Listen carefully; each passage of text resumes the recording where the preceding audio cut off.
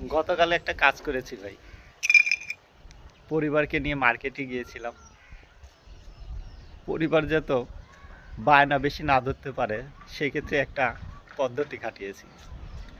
পরিবারকে বলেছি যে তোমারে মার্কেটে নিয়ে যাব, কিন্তু ইফতারির পরে।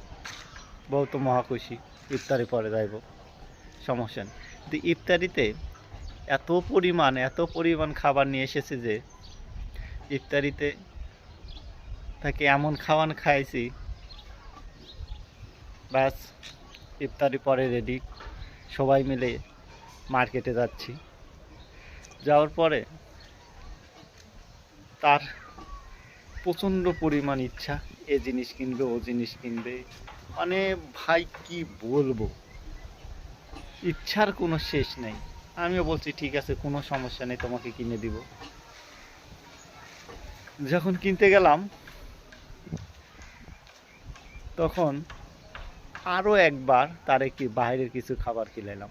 বাইরের খাবার খাওয়াইতে খাওয়াইতে তারে এত বেশি মানে খাওয়াইছে, সে আর লড়ার মতো কোনো ক্ষমতা নেই, এমন খাওয়াইছি।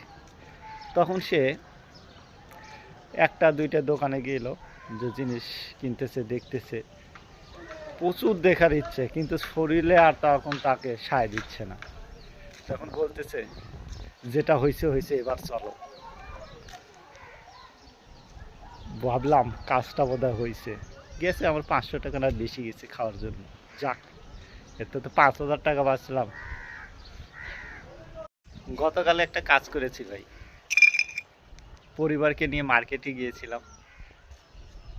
পরিবার যত বায়না বেশি না ধরতে পারে সেক্ষেত্রে একটা পদ্ধতি খাটিয়েছি। পরিবারকে বলেছি যে তোমারে মার্কেটে নিয়ে যাব, কিন্তু ইফতারির পরে। বউ তো মহা খুশি, ইফতারি পরে যাইব, সমস্যা নেই। কিন্তু ইফতারিতে এত পরিমাণ খাবার নিয়ে এসেছে যে ইফতারিতে তাকে এমন খাওয়ান খাইছি, ব্যাস ইফতারি পরে রেডি, সবাই মিলে মার্কেটে যাচ্ছি। যাওয়ার পরে তার প্রচণ্ড পরিমাণ ইচ্ছা, এ জিনিস কিনবে ও জিনিস কিনবে, মানে ভাই কি বলবো, ইচ্ছার কোনো শেষ নেই। আমিও বলছি ঠিক আছে, কোনো সমস্যা নেই, তোমাকে কিনে দিব। যখন কিনতে গেলাম তখন আরও একবার তারে বাইরের কিছু খাবার খিলাইলাম। বাইরের খাবার খাওয়াইতে খাওয়াইতে